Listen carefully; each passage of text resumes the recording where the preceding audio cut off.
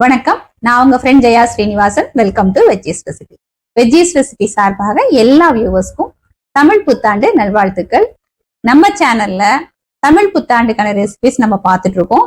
அந்த வரிசையில இன்னைக்கு நம்ம எல்லா பண்டிகை, பூஜை, நாள்கிழமை அப்படின்னா பாயசம் இல்லாம இருக்கவே இருக்காது. ஸோ இன்னைக்கு நம்ம ஒரு பாயசம் ரெசிபி பார்க்க போறோம். இப்போ இந்த வெயில் காலத்துக்கு ஏத்த ஒரு பாயசம், நல்ல புரோட்டீன் ரிச்சா இருக்கிறதுனால நமக்கு எனர்ஜியும் கொடுக்கும். பாதாம் கீர் அப்படின்னு சொல்லுவோம் இல்லையா, பாதாம் பாயசம், அதுதான் நம்ம இன்னைக்கு பண்ண போறோம். நாள்கிழமையில நம்ம பண்ணும்போது நமக்கு அந்த ரெசிபி குவிக்கா ரெடி ஆகிற மாதிரி இருந்தாதான் எல்லா பிரசாதமும் நம்ம பண்றது ஈஸியா இருக்கும், நமக்கு டைமும் சேவ் ஆகும். இந்த பாதாம் பாயசம் ரொம்ப குவிக்கா ரெடி ஆயிடும், டேஸ்டும் பிரமாதமா இருக்கும். குழந்தையில இருந்து பெரியவா வரைக்கும் எல்லாருக்குமே ரொம்ப பிடிக்கும். ஏன்னா இது சூடா சாப்பிட்டாலும் நல்லா இருக்கும், ஃப்ரிட்ஜ்ல வச்சுன்னு நல்லா சில்லுன்னு சாப்பிட்டாலும் ரொம்பவே பிரமாதமா இருக்கும். இந்த வெயிலுக்கு ரொம்ப இதமா இருக்கும். ஃபர்ஸ்ட் டைம் சேனலை பாக்குறீங்கன்னா ப்ளீஸ் சப்ஸ்கிரைப் பண்ணுங்க. பெல் ஐக்கானை கிளிக் பண்ணி ஆல் ஆப்ஷன் கொடுத்துட்டீங்கன்னா நான் போடக்கூடிய எல்லா வீடியோஸும் குவிக்கா உங்களுக்கு ரீச் ஆகும். வாங்க, டேஸ்டி அண்ட் ஹெல்தியான இந்த பாதாம் பாயசம் குவிக்கா எப்படி பண்றதுன்னு பார்க்கலாம். பாதாம் பாயசம் பண்றதுக்கு 50 கிராம் பாதாம் நான் வெந்நீர்ல ஊற வச்சிருக்கேன். இது ஒரு அரை மணி நேரம் ஊறினா போதும். இந்த பேன்ல 1/2 லிட்டர் பால் வச்சிருக்கேன். பால் நல்லா கொதிக்க ஆரம்பிச்சிடுது. இதுல கொஞ்சமா குங்குமப்பூ சேர்த்துப்போம். குங்குமப்பூ சேர்க்கறதுனால பாயசம் நல்ல கலரும் வரும், வாசனையாவும் இருக்கும். அது இந்த பாதாம் கீரையில கொஞ்சம் குங்குமப்பூ சேர்க்கும் போது ரொம்பவே நல்லா இருக்கும். இது கொதிக்கட்டும். அதுக்குள்ள நம்ம பாதாம் ஊற வச்சிருக்கோம் இல்லையா, அந்த தோலை உரிச்சு நம்ம எடுத்துடலாம். அரை மணி நேரம் ஊறினா போதும், இந்த தோல் ஈஸியா எடுக்கிறதுக்கு வந்துடும். பாருங்க, காத்தால பாயசம் பண்ணணும்னா நைட்டே ஊற வச்சிட்டோம்னு வச்சுக்கோங்களேன். நார்மல் தண்ணிலேயே நம்ம ஊற வச்சுக்கலாம். இப்ப இந்த எல்லா பாதாமையும் இதை போல நம்ம தோலை பிரிச்சு எடுத்துடுறோம்.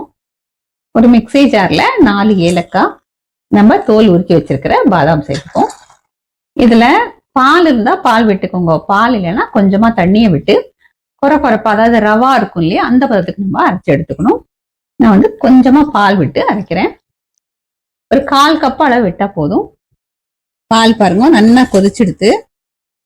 நம்ம ஊற வச்சு அரைச்சா பாதாமை நம்ம இதுல சேர்த்துடுவோம். கொஞ்சமா ஜலம் விட்டு கலந்து சேர்த்துடுவோம். இதை நல்லா கலந்து விட்டுருவோம். சைட்ல இருந்தெல்லாம் லேசா அப்படி பால் ஒட்டி இருக்கும் இல்லையா, அதையும் எடுத்து விட்டுடலாம்.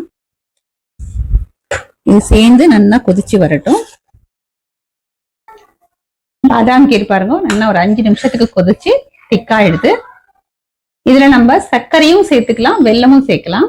மெஷரிங் கப்ல 1/4 கப் அளவுக்கு நான் சர்க்கரை சேர்க்கிறேன்.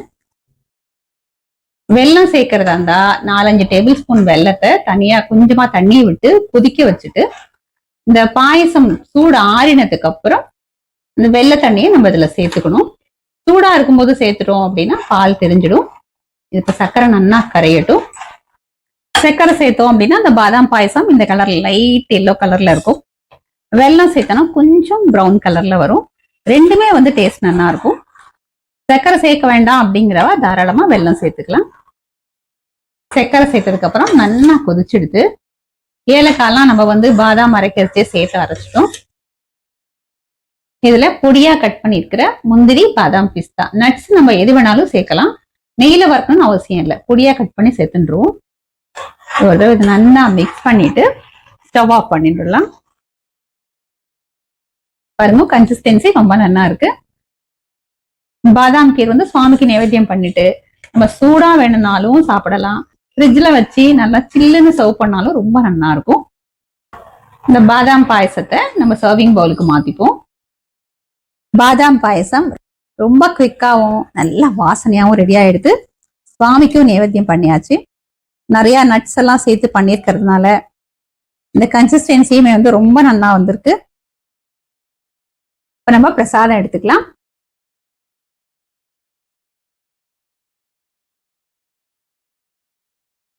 ரசமா இருக்கு. பாயசத்துல நம்ம சேர்த்திருக்கிற சர்க்கரையோட அளவு கரெக்டா இருக்கு. நட்ஸ் நிறைய நம்ம பொடி பொடியா கட் பண்ணி சேர்த்திருக்கிறதுனால சாப்பிடறச்ச ரொம்ப நல்லா இருக்கு. பாலை நல்லா கொதிக்க வச்சு அதுல பாதாம் எல்லாம் அரைச்சி சேர்த்திருக்கிறதுனால நல்லா கிரீமியா இருக்கு. ஏலக்காய் பொடி, குங்குமப்பூ வாசனையோட தேவாமிரதமா இருக்கு. இதே பாயசத்தை கொஞ்சம் வேரியேஷன்ஸோட நம்ம வேற மாதிரி கூட பண்ணலாம்.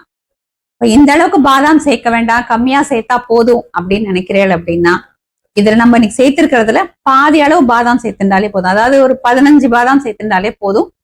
ஒரு கைப்பிடி அளவுக்கு பாசுமதி ரைஸ் இருந்தா பாசுமதி ரைஸ் சேர்த்துக்கோங்க. இல்லைன்னா பச்சரிசி இருக்கும் இல்லையா, நம்ம சாப்பிடறதுக்கு யூஸ் பண்றோம் இல்லையா, அந்த பச்சரிசியும் சேர்த்து நீங்க ஊற வச்சுட்டு அதை நீங்க அரைச்சி பண்ணி பாருங்க. கன்சிஸ்டன்சியும் இதே மாதிரி இருக்கும்.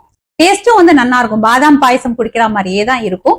அரிசி சேர்க்க வேண்டாம் அப்படின்னா அதே அளவுக்கு ஒரு 15 பாதாம் ஊற வச்சுட்டு இந்த பாயசத்தை இதே மாதிரி பண்ணிட்டு கடைசியா வந்து மில்க் பவுடர் இருக்கும் இல்லையா, அதை வந்து ஒரு டேபிள் ஸ்பூன் எடுத்துட்டு கொஞ்சமா தண்ணியோ அல்லது பாலோ விட்டு கரைச்சி கட்டி இல்லாம பண்ணிட்டு அதை இந்த பாயசத்துல விட்டு கடைசியா ஒரு கொதி வரவிட்டேல் அப்படின்னாலும் இந்த கன்சிஸ்டன்சி நல்லா இருக்கும். டேஸ்ட் கொஞ்சம் வித்தியாசமா வேற மாதிரி இருக்கும்.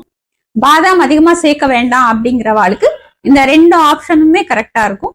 நான் இன்னைக்கு வந்து சர்க்கரை சேர்த்து பண்ணிருக்கேன்.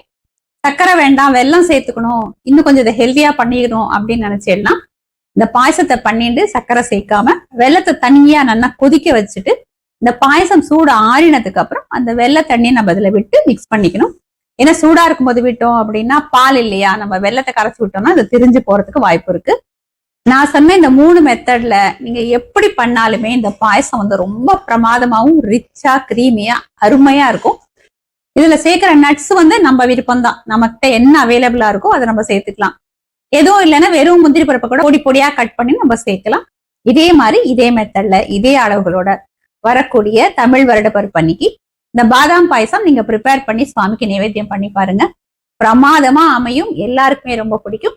ட்ரை பண்ணி பார்த்துட்டு எப்படி வந்ததுன்னு கமெண்ட்ல சொல்லுங்க. லைக் பண்ணுங்க, உங்க ஃப்ரெண்ட்ஸ் அண்ட் ஃபேமிலியோட ஷேர் பண்ணுங்க. இன்னொரு புது ரெசிபியோட நாளைக்கு நான் உங்களை மீட் பண்றேன். தேங்க்ஸ் ஃபார் வாட்சிங்.